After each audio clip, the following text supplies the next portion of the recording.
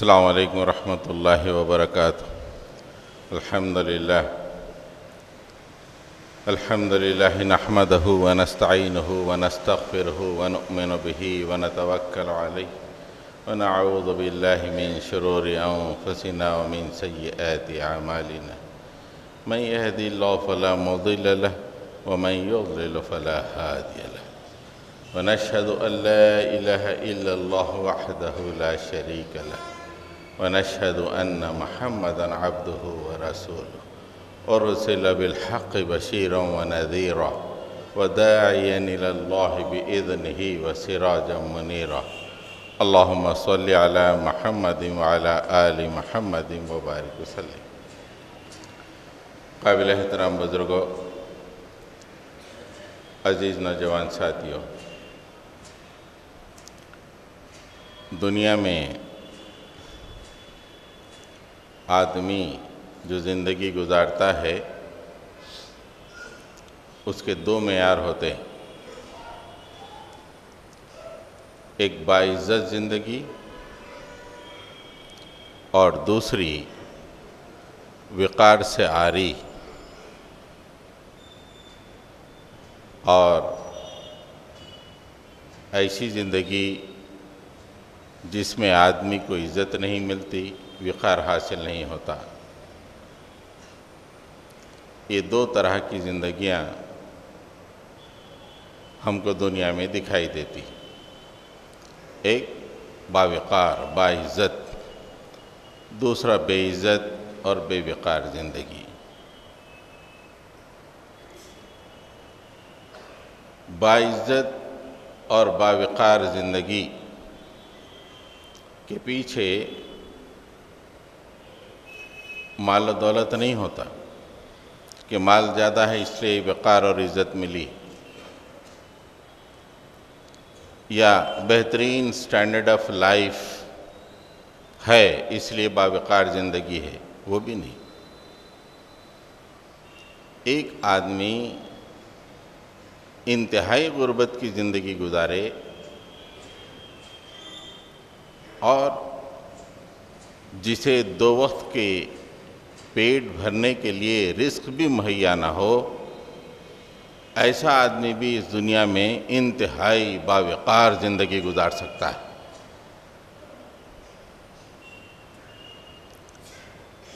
کئی سواریاں رکھنے والا آدمی بے عزت اور بے وقار ہو جاتا ہے دنیا میں۔ باعزت زندگی اور بے وقار زندگی،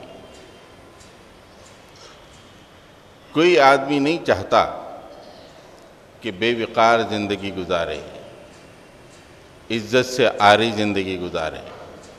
ہر آدمی چاہتا ہے کہ دنیا میں باعزت زندگی گزارے جائے۔ عزت اور وقار کسے کہتے ہیں؟ عزت و وقار اس چیز کو کہتے ہیں کہ آدمی کے لیے دوسروں کے دل میں کتنا احترام پایا جاتا ہے،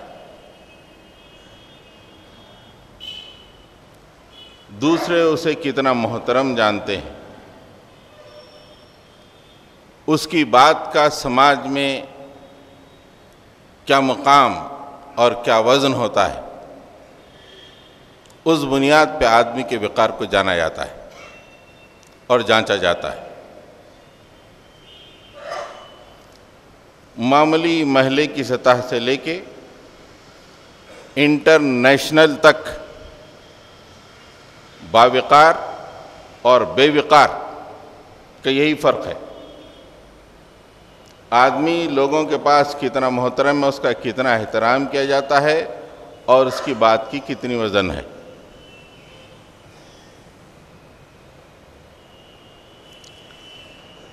یہ ایک آدمی اور ایک فرد کے لیے۔ ویسے ہی زمین پہ قوموں کا حال ہے۔ قومیں زمین پر باعزت زندگی گزارتی ہیں اور بے عزت زندگی گزارتی ہیں۔ اور اس کا تعلق سٹینڈرڈ آف لیونگ سے نہیں ہے، کھانے پینے سے نہیں ہے، محلات و مکانات سے نہیں ہے۔ قوم کا دنیا پہ کیا روب ہے، قوم کا دنیا میں کیا وزن ہے، قوم کا دنیا کتنا احترام کرتی ہے، اس بنیاد پہ قوموں کا وقار جانچا جاتا ہے۔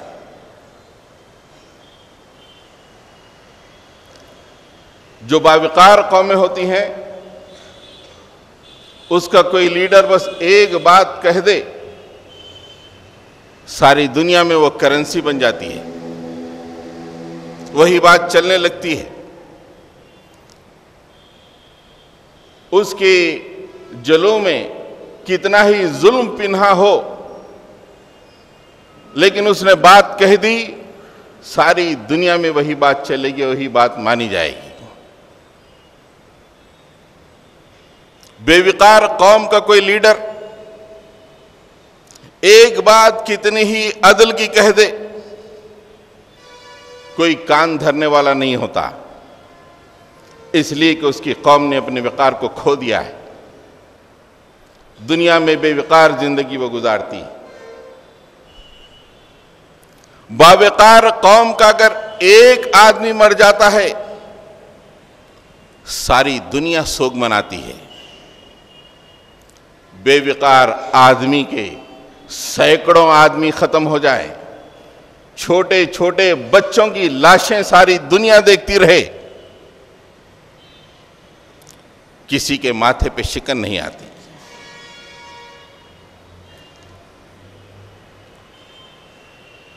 زمین پر اللہ تعالیٰ چند قوموں کو وقار عطا کرتا ہے، چند قوموں کو بے عزت کرتا ہے۔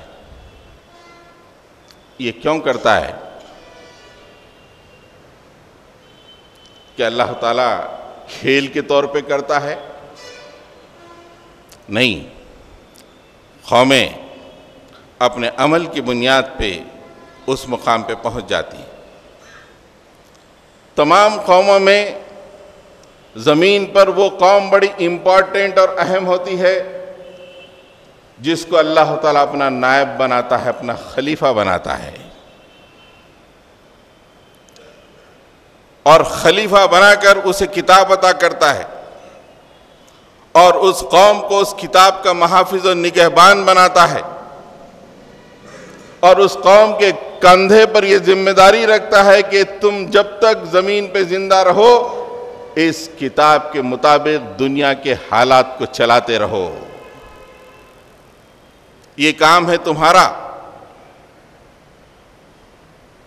اور جب اللہ کی چنندہ قومیں، اللہ کی متعین قومیں، جن قوموں کو اللہ تعالیٰ کتاب عطا کرتا ہے، چند سال تو بہت ہی عزت و احترام کے عظیم الشان مقام پر ہوتی ہے، اس لیے کہ وہ قوم وہ کام انجام دیتی ہے جو خدا چاہتا ہے۔ پھر اس قوم پر گرد و غبار آنا شروع ہوتی ہے، پھر وہ کتاب کو چھوڑ دیتی ہے، آہستہ آہستہ کتاب سے ناطہ ٹوٹ جاتا ہے، اور اس کے بعد وہ قوم اس مقام پر پہنچ جاتی ہے جہاں اس کا وزن ایک تنکے کے برابر بھی نہیں رہتا۔ حدیث کے الفاظ میں سمندر کے جھاگ کی مانند دنیا میں زندگی گزارتی، جو کتاب اللہ تعالیٰ اس قوم کو دیتا ہے اسے اس کا عجیب تعلق ہو جاتا ہے، اور اس تعلق کو اللہ تعالیٰ ایک مقام پہ اس طرح بیان فرماتے ہیں، افتؤمنون ببعض الکتاب وتکفرون ببعض، تم کتاب کے کچھ حصے پہ تو ایمان لاتے ہو اور کچھ حصے کے ساتھ ناشکری اور اس کا انکار کرتے ہو، بس اتنا سا جرم کیا ہے؟ افتؤمنون ببعض الکتاب وتکفرون ببعض، ٹوٹل انکار نہیں کیا، اللہ کی کتاب کو نہیں مانیں گے اس بات کا اعلان نہیں کیا، خدا کا انکار نہیں کیا، رسول کا انکار نہیں کیا، ملائکہ کا انکار نہیں کیا، بس اتنا افتؤمنون ببعض الکتاب، کتاب کے ایک حصے کو تم نے مانا، وتکفرون ببعض، ایک حصے کو تم نے اس کا انکار کیا، نہیں مانا۔ اللہ تعالیٰ فیصلہ فرما رہے ہیں فما جزاء من يفعل ذلك منكم الا خزي في الحياة الدنيا ويوم القيامة يردون الى اشد العذاب۔ جب یہ بیہیویئر قوموں کا ہو جاتا ہے، یہ طرز عمل کوئی قوم اختیار کرتی ہے کہ کتاب کے ایک حصے پہ تو ایمان لائی اور ایک حصے کو اس نے چھوڑ دیا، اللہ تعالیٰ نے کہا کہ اس کی جزا، اس کا نتیجہ یہ ہے کہ فما جزاء من يفعل ذلك منکم، تم میں سے جو بھی یہ کام کرے گا اس کے لیے کیا ہے؟ خزی فی الحیات الدنیا، دنیا کی زندگی میں بے عزتی ہے، بے وقاری ہے، خزی یعنی بے عزتی، بہت مالدار، بہت زیادہ ذخائر پیٹرول اور معدنیات کے، بہت سب کچھ، لیکن تم نے کیا کیا؟ ہمارے کتاب کے ایک حصے کو تو دل سے لگا لیا اور دوسرے بہت بڑے حصے کو چھوڑ دیا۔ رہو زندہ دنیا میں تنکے کی مانند، بے وقار زندگی کے ساتھ رہو، تاکہ آگے آنے والا مورخ لکھے کہ بے وقار قوم، اللہ کی چنندہ قوم، زمین پہ بے وقار اس نے زندگی گزاری۔ یہیں پہ معاملہ ختم نہیں ہوگا کہ چلیے دنیا میں کچھ بے عزتی ہو گئی، اس کے بعد تو ٹھیک ہو گیا، حیدرآباد کے معاشرے نے بے عزتی دی، چلو کسی اور مقام پہ جائیں تو عزت مل جائے گی۔ اکثر ایسا ہوتا ہے، مجرمین ایک جگہ عزت کھو کر دوسری جگہ پہنچ کر اپنی عزت بنانے کی کوشش کرتے ہیں۔ ایسا نہیں ہوگا۔ اللہ تعالیٰ فرماتے ہیں کہ دنیا میں بے عزتی، اور جب مر کے آخرت میں آؤ گے تو اس سے زیادہ شدید عذاب انتظار کر رہا ہے۔ دنیا تو گئی ہی، آخرت میں بھی الی اشد العذاب، عذاب بھی انتہائی شدید عذاب۔ آج یہ قوم لیٹسٹ اعداد و شمار کے حساب سے دنیا کی تمام قوموں میں میجر قوم، سب سے زیادہ اعداد و شمار اس قوم کے، ابھی اسی دہے میں نصرانیوں سے زیادہ یہ تعداد میں تجاوز کر گئے۔ اتنے تمام ممالک، بہترین زرخیز زمینات، دجلہ و فرات جہاں سے گزرتی ہیں، بہترین صحرا ہیں جو پیٹرول کو اگل رہی ہیں، اور وہ سونے کے معدنیات جو ابھی استعمال ہونے کے لیے پکار رہے ہیں کہ ہم زمین میں دفن ہیں، نکالو ہم کو۔ ان تمام کے باوجود اخبارات میں ہمارے چھوٹے چھوٹے بچوں کی لاشوں کو دیکھ کے کتنوں کی آنکھوں میں آنسو آ جاتا ہے، کتنوں نے گھٹ گھٹ کے رویا ہے۔ وجہ کیا ہے؟ ہم اس زمین پہ اپنے روب کو کھو چکے ہیں۔ یو این او میں 54 ممالک ایک آواز ہو کے بول سکتے ہیں، وہاں پہ کوئی وزن نہیں۔ کوئی بولتا ہے تو اپنے ہی میں سے کوئی اٹھ کے اس کی مخالفت کر دیتا ہے۔ حضرات گرامی، پوری قوم کو اس موقع پہ سوچنا چاہیے کہ خضر کی زندگی قومیں زیادہ دن برداشت نہیں کر سکتی. آدمی کر لے. اجتماعی زندگیوں میں بے عزتی کی زندگی بہت بری زندگی ہوتی ہے. آئیے آج کیوں ہمیں یہ بے عزتی کی زندگی ہے؟ قرآن نے خود کہا ہے اَفَتُؤْمِنُونَ بِبَعْضِ الْكِتَابِ وَتَكْفُرُونَ بِبَعْضٍ. قرآن کے ایک حصے کو تو ہم مان رہے ہیں، دوسرے حصے پہ ہم نہ عمل کر رہے ہیں، اس کی طرف متوجہ بھی نہیں ہیں. آئیے ہم 3-4 ایگزامپل دیں گے کہ ہمارا کیا حال ہے اس قرآن کے ساتھ. وہ مسلمان جن کا ناطہ اسلام مذہب وغیرہ سے بہت کمزور ہے، ان کی بات نہیں کریں گے ہم.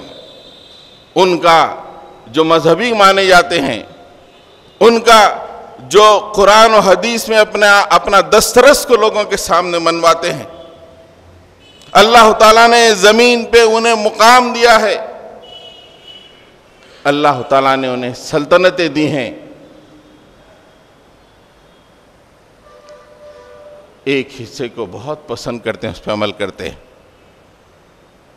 ایک مقام پہ اللہ تعالیٰ فرماتا ہے انما یعمر مساجد اللہ من آمن باللہ والیوم الآخر واقام الصلاة وآت الزکاة ولم یخش الا اللہ. واہ، بہت بہترین آیت ہے، پسند ہے. فَعَسَىٰ أُولَٰئِكَ أَن تَكُونَ مِنَ الْمُهْتَدِينَ. بڑے بڑے بادشاہ، بڑے بڑے حکمرانوں کی بے انتہائی پسندیدہ آیت.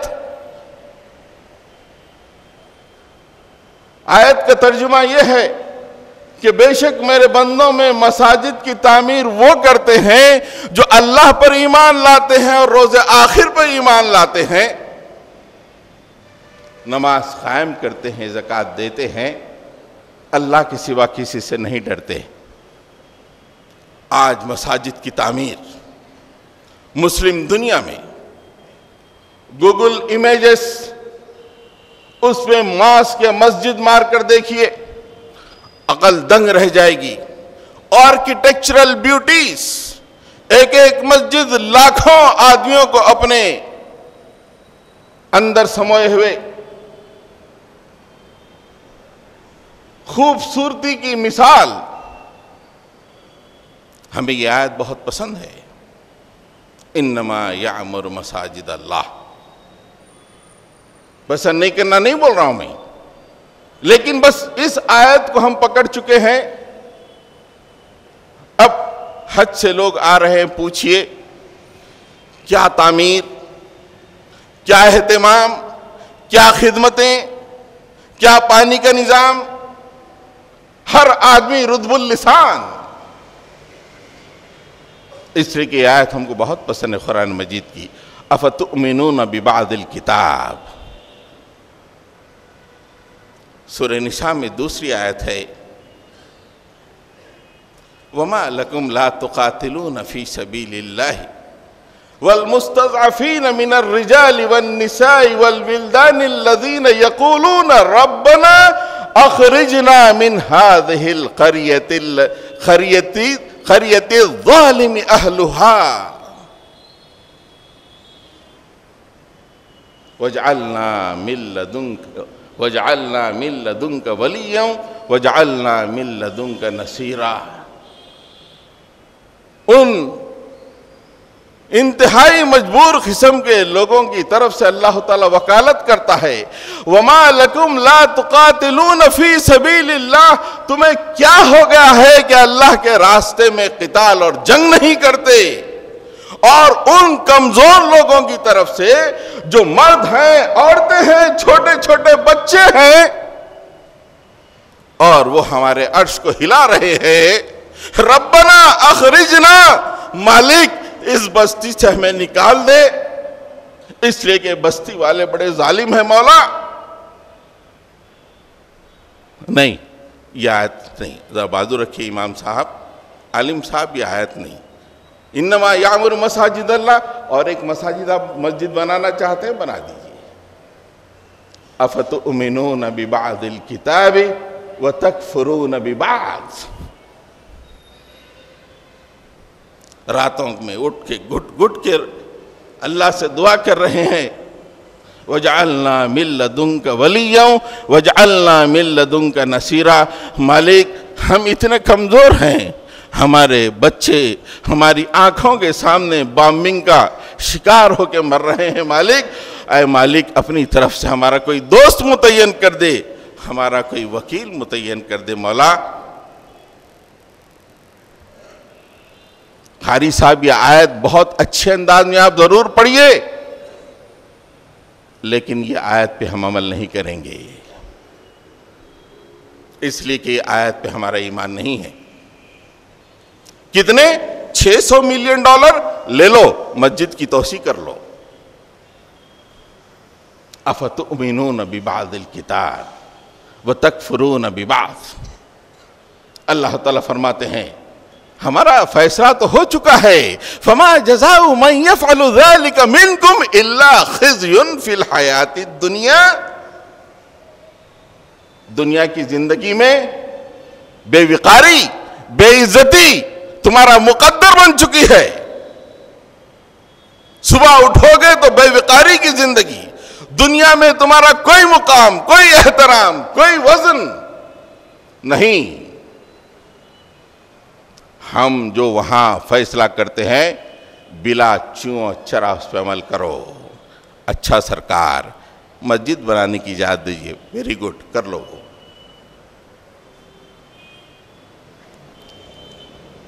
یہ بہت ہائی لیول پہ ہو رہا ہے، ایک دو نہیں، پورے ممالک۔ آپ دیکھیے اتفاق سے گوگل امیجز مساجد ماسک پہ میں جا کے دیکھا، میری عقل دنگ رہ گئی کہ کیا خوبصورت مساجد بنے ہوئے،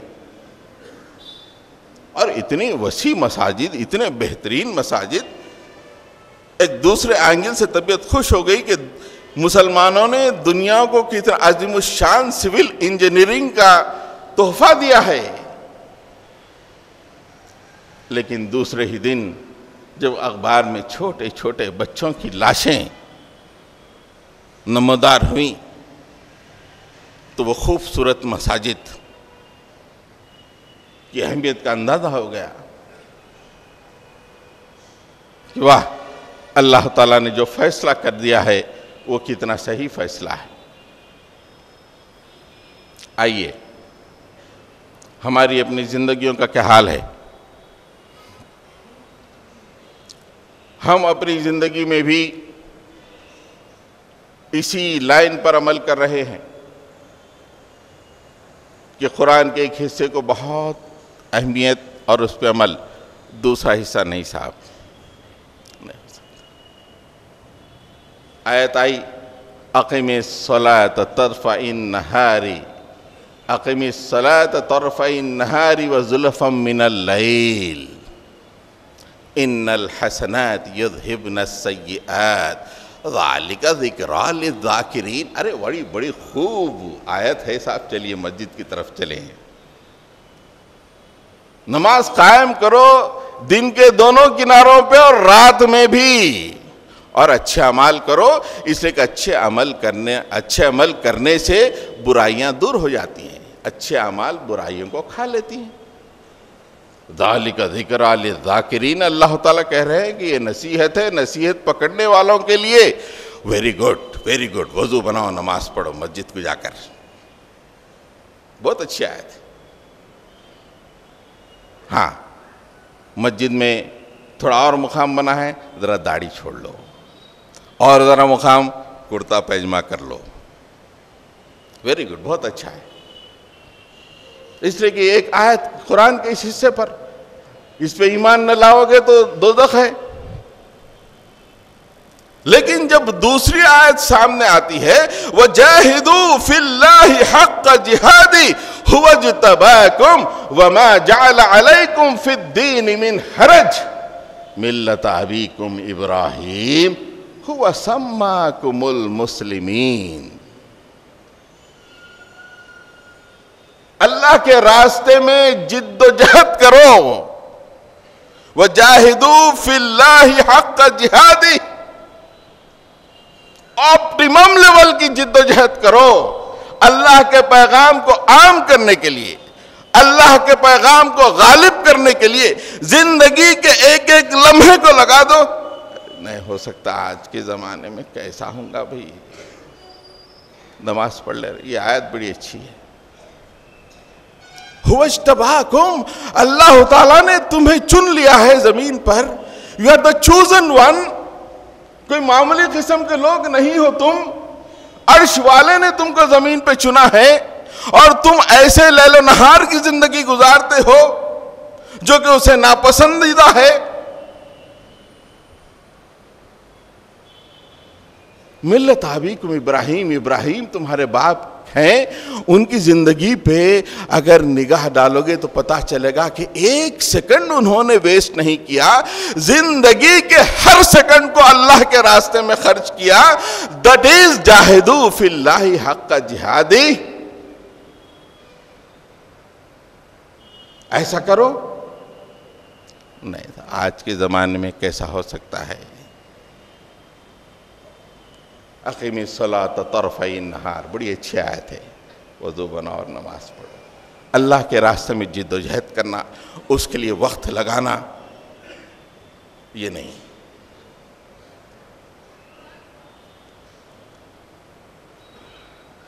لیکون الرسول شہیدا علیکم وتکونوا شہداء علی الناس.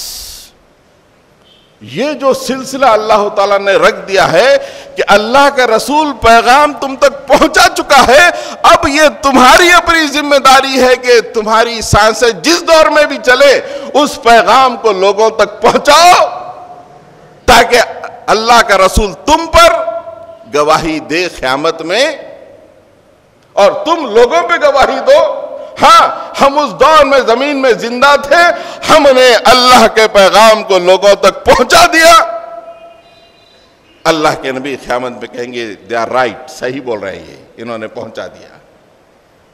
اس لیے تم کو زمین پہ چھوڑا گیا ہے. نہیں صاحب, یہ آیت میں عمل مشکل ہے, نہیں ہو سکتا. افتؤمنون ببعض الکتاب وتکفرون ببعض. کتاب کے ایک حصہ تو بڑا اچھا لگ رہا ہے, دوسرا حصہ جو ہے آپ کو ناپسند ہے, آپ اس پہ عمل نہیں کر رہے ہیں. تو اللہ تعالیٰ بولے نیور مائنڈ, کوئی بات نہیں, ہم تو زمانے کے مالک ہیں. صبح اٹھو گے تو آنسو بہاؤ گے, رات سو گے تو آنسو بہاؤ گے. ہر روز آنے والا اخبار تمہارے دل میں غم ہی غم پیدا کر دے گا. اور ایئرپورٹ پہ جاؤ گے بے عزتی ہو جائے گی, آفس پہ جاؤ گے بے عزتی ہو جائے گی. ہاں, دوست احباب میں بیٹھ کے گپے مار لو, زمین و آسمان کے خلابے ملا لو, بہت ہو سکتا ہے. اپنے مال کو لوگوں کے سامنے, اپنے قریبی لوگوں کے سامنے بتا سکتے ہو, لیکن جہد کار میں, زمین دنیا کے جہد میں جب تم کو ساتھ لینے کی بات کی جائے گی, وہ حضرت کو ہٹاؤ, ان کے بغیر ہم چلائیں گے دنیا کو. ہو رہا ہے یا نہیں؟ خزي فی الحیات الدنیا. اللہ تعالیٰ کہہ رہے ہیں کہ یہ تمہارے بہت بڑی تعداد کی وجہ سے, یہ اس وجہ سے نہیں, آلریڈی جینیسس آلریڈی اس کا ہو چکا ہے. موازنہ اللہ تعالیٰ نے کر دیا ہے کہ یہ کیوں ہو رہا ہے. ہم نے تو پوری کتاب آپ کو دی, تم نے ہی برا کیا کہ اس کتاب کے ایک حصے کو تو دل سے لگا لیا, دوسرے حصے کو چھوڑ دیا. ایک اور مقام پر پسندیدہ آیت جو ہم تمام کو پسند ہے, ویری گڈ. کیا آیتیں ہیں صاحب, ایسی آیتوں پہ تو بہت عمل کرنا چاہیے. قل من حرم زینت اللہ التی اخرج لعباده والطیبات من الرزق قل هي للذین آمنوا فی الحیات الدنیا خالصتا یوم القیامہ. ارے کیا زبردست آیت ہے صاحب. ہر آدمی اٹھا لے گا اپنے آنکھوں کے پلکوں سے اٹھا لے گا. کیا بہترین آیت ہے. اس پہ ہر آدمی عمل کرتا ہے. کہہ دیجئے نبی کریم صلی اللہ علیہ وسلم کس نے اللہ کی زینت کو تم پہ حرام کر دیا جبکہ اللہ تعالیٰ نے بندوں کے لیے نکالا تھا, اور کس نے طیبات کو حرام کیا؟ آئے کہہ دیجئے ببانگ دہل یہ تمام چیزیں تو اہل ایمان کے لیے اس دنیا کی زندگی میں, قیامت میں تو خالصتاً ان کو ہی ملنے والی ہے. ویری بیوٹیفل آیت. سب کو عمل کرنا چاہیے. بہترین شادی خانہ بک کر دو, بہترین ڈیزائنر ویئر لے لو, شاندار کپڑے بناؤ, لاکھوں روپے خرچ کرو کھانے پینے میں. اس سے کہ اللہ تعالیٰ نے کہہ دیا ہے کہ کس نے حرام کیا ہے ڈیزائنر ویئر کو. زینت ہے یہ اللہ کی. اگر میں اپنے شادی میں اپنے دعوت میں اگر طرح طرح کے کھانوں کو رکھتا ہوں تو کس نے حرام کیا؟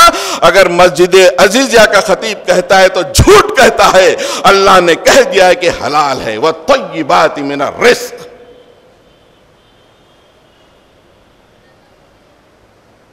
ہر آدمی اٹھا رہا ہے, اس آیت پہ عمل ہو رہا ہے. کچھ بولیے, معاشرے میں اس سے بگاڑ پیدا ہو رہا ہے ان کھانوں سے, ان شادیوں سے. مول صاحب بہت بول رہے ہیں, ان کو لے آ کے روکا دے دو ایک شاندار.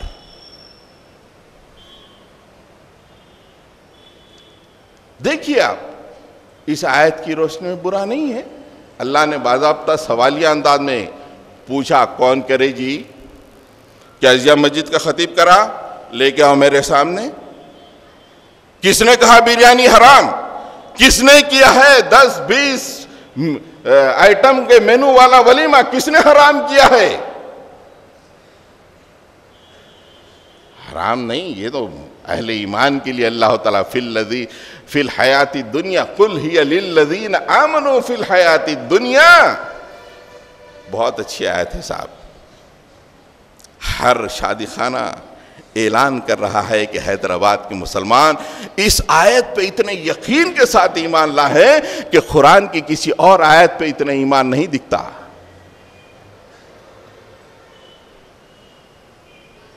سورہ آل عمران کی وہ آیت آئی, ام حسبتم ان تدخلوا الجنۃ ولما يعلم اللہ الذین جاہدوا منکم ویعلم الصابرین. ارے یہ آیت مت سنو صاحب, زندگی کا مزہ کڑوا ہو جائے گا. اس پہ ذرا ایمان مشکل ہے. اللہ تعالیٰ فرماتے ہیں کہ تم سمجھتے ہو کہ یوں ہی جنت میں داخل ہو جاؤ گے؟ ام حسبتم ان تدخلوا الجنہ, کہ تم سمجھتے ہو کہ یوں ہی جنت میں داخل ہو جاؤ گے. ولما یعلم اللہ, جبکہ اللہ نے دیکھا ہی نہیں. کیا نہیں دیکھا؟ وَلَمَّا يَعْلَمِ اللَّهُ الَّذِينَ جَاهَدُوا مِنْكُمْ, تم میں سے کون اللہ کے راستے میں جدوجہد کرتا ہے, کون اللہ کے راستے میں صبر کرتا ہے, اللہ تعالیٰ نے دیکھا ہی نہیں. You want to go scot free into Jannah? جنت میں چلے جانا چاہتے ہو؟ ارے ہم تو جنتوں کے راستے شادی خانوں, دعوتوں, ولیموں سے گزارنا چاہتے ہیں. آپ تو لا کے یہ آیت پیش کر رہے ہو کہ اللہ کے راستے میں کون جد و جہد کرتا ہے, اللہ کے راستے میں کون صبر کرتا ہے, اللہ نے دیکھا ہی نہیں, اور یوں ہی جنت میں جانا چاہتے ہو. افتؤمنون ببعض الکتاب, پہلی آیت پہ تو ہمارا ایمان ہے. وَتَكْفُرُونَ بِبَعْضٍ, اللہ کے راستے میں جد و جہد کرنا, اللہ کے پیغام کو عام کرنا, اللہ کے پیغام کو غالب کرنا, مسلم امت کو سارے قوموں کے اوپر غلبہ دے کے اس کے وقار کو بحال کرنا, اس کے لیے جہاد اور صبر. نو صاحب, وَتَكْفُرُونَ بِبَعْضٍ. یہ مشکل ہے، آج کے دور میں نہیں ہو سکتا. حضرات گرامی، ایک چھوٹے لیول سے لے کے ٹاپ موسٹ لیول تک میں نے آپ کے سامنے مثالیں دے دی. چھوٹے لیول سے لے کے ایک دم ٹاپ موسٹ لیول تک، جب تک قرآن کے ساتھ ہمارا یہ جو تعلق ہے، افتؤمنون ببعض الکتاب وتکفرون ببعض، یہ معاملہ جب تک سدھرتا نہیں، امت مسلمہ کا وقار بحال نہیں ہو سکتا. اس لیے کہ اللہ کے فیصلے بدلتے نہیں. لا تبدیل لسنت اللہ، اللہ تعالیٰ کی سنت بدلنے والی نہیں ہے. باوقار زندگی، ایک مثال دیتا ہوں میں. مسلمان اٹھے، صحرا سے نکلے، اپنی فتوحات کو انجام دیتے ہوئے ماوراء النہر، ایک نہر تھی اس کے آگے تک پہنچ گئے. ماوراء النہر کون سی؟ آج جو بیجنگ وغیرہ کا جو علاقہ ہے، اور وہ قزقستان، ازبکستان، ازبکستان، اسے ماوراء النہر کہتے ہیں. مدینے سے جو تحریک اٹھی، دیکھتے دیکھتے آنن فانن میں چائنا پہنچ گئی. چائنا کے بادشاہ نے ہاتھ جوڑ دیا، سرکار ہم آپ کو ٹیکس دے دیتے ہیں 50%. ہمارے پورے علاقے کا جو بھی سال بھر کا مالیہ ہے اس کا 50% ہم آپ کو دے دیتے ہیں. مسلمانوں نے سوچا کہ نیور مائنڈ، ٹھیک ہے، جزیہ دے دو، چھوٹے بن کے رہو، ہمارا ہر حکم ماننا. ہاں، یہ نہیں، ہم یہ مانیں گے وہ نہیں مانیں گے تو کچومر نکال دیں گے. 50% دیتے، کوئی بات نہیں. ہر سال مسلمانوں کا امیر ایک اپنی چھوٹی سی ٹیم کو بھیجتے تھے. وہ لوگ جاتے تھے، بادشاہ کے دربار میں پہنچتے تھے اور اپنا آدھا حصہ لے کے آ جاتے تھے. یہ چائنا جو کہ آج امریکہ کے آنکھوں میں آنکھیں ڈال کے دیکھ رہا ہے، اس زمانے میں بھی کافی پاورفل تھا. علم کی آماجگاہ، مسلمانوں نے پیپر کو بنانا ان لوگوں سے سیکھا، اور جب مسلمانوں نے چائنیز سے پیپر کو بنانا سیکھا تو اس کے بعد ایک انقلاب آ گیا. اتنی کتابیں آئیں، لاکھوں کی کتابیں. جب تک پتوں پہ، ہڈیوں پہ لکھا کرتے تھے مسلمان. جب چائنا گئے، وہاں پہ مسلمانوں سے تال میل ہوا اور پتہ چلا کہ پیپر نام کی ایک انڈسٹری ہے.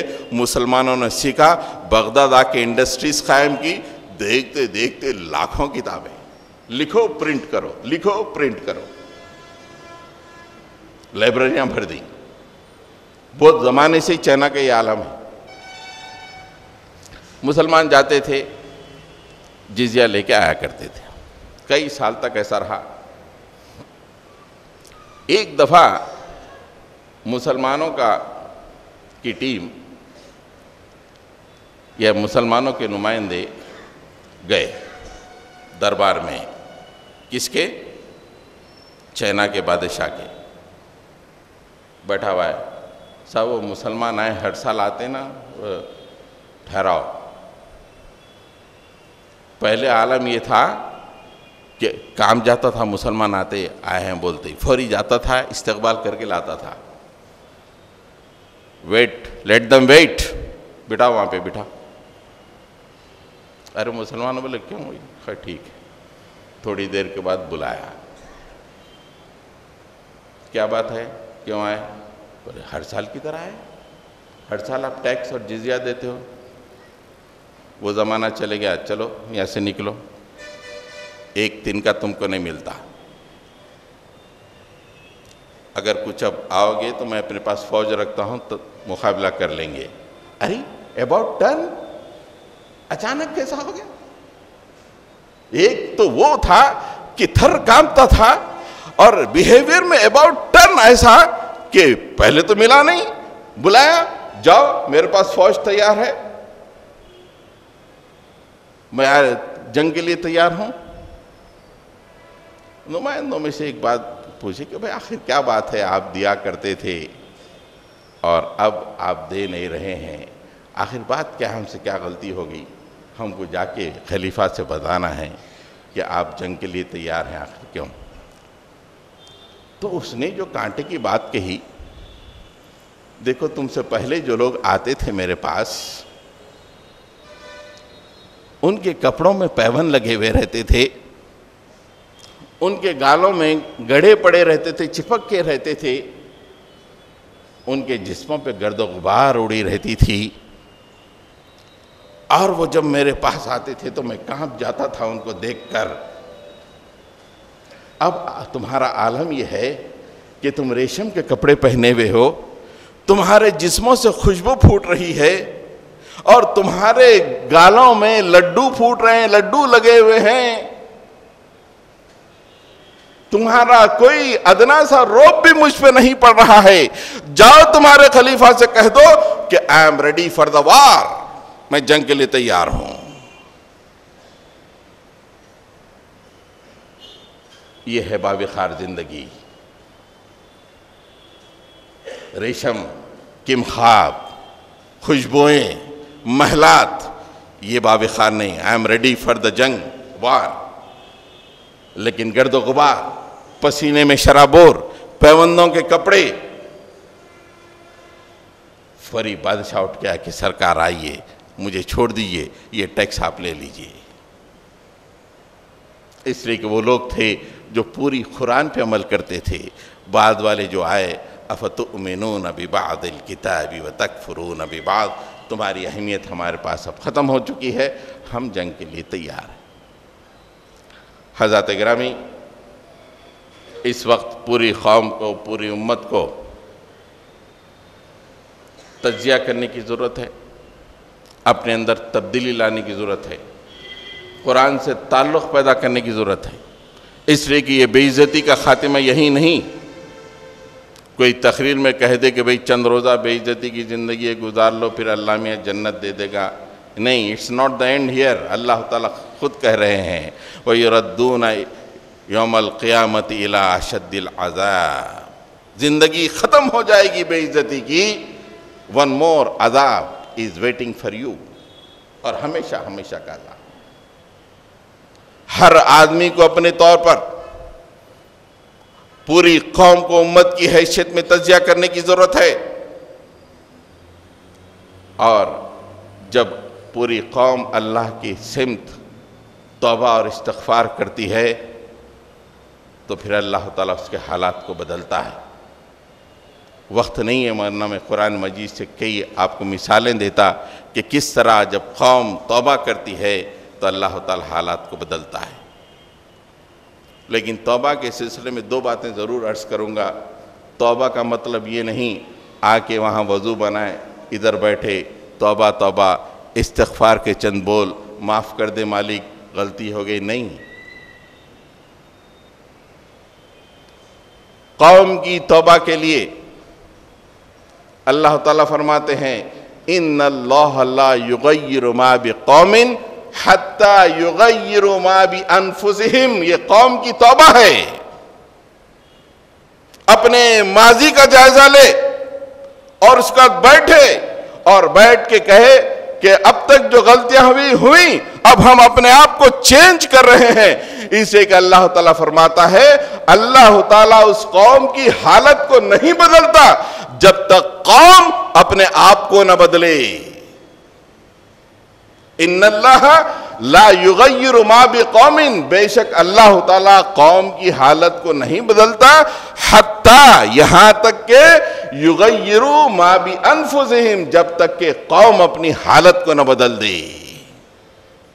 قوم کو چلنا پڑتا ہے کچھ قدم، جب اللہ تعالیٰ آگے آ کے اس کے حالات کو بدل دیتے ہیں۔ قوموں کی توبہ میں یہ اہم ترین عنصر ہے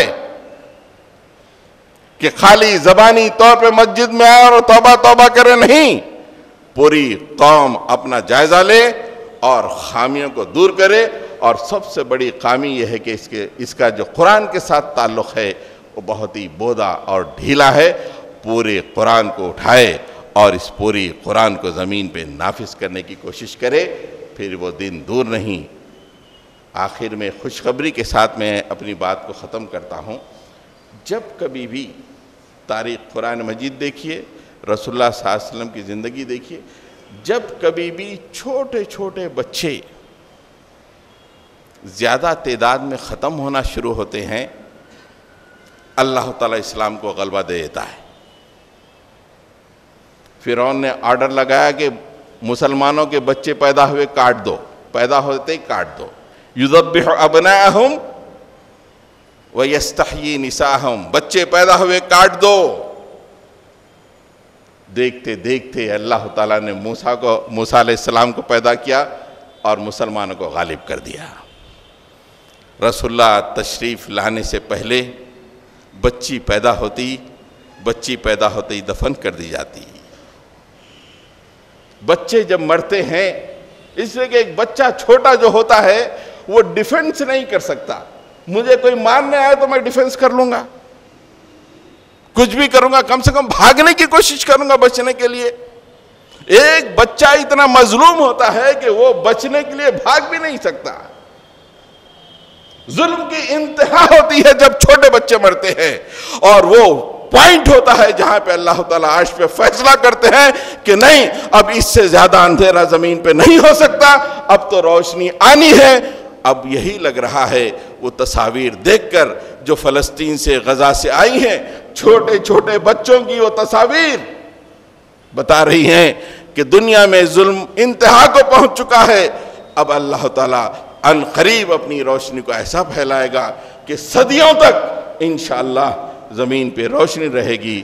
وآخر دعوانا ان الحمدللہ رب العالمین۔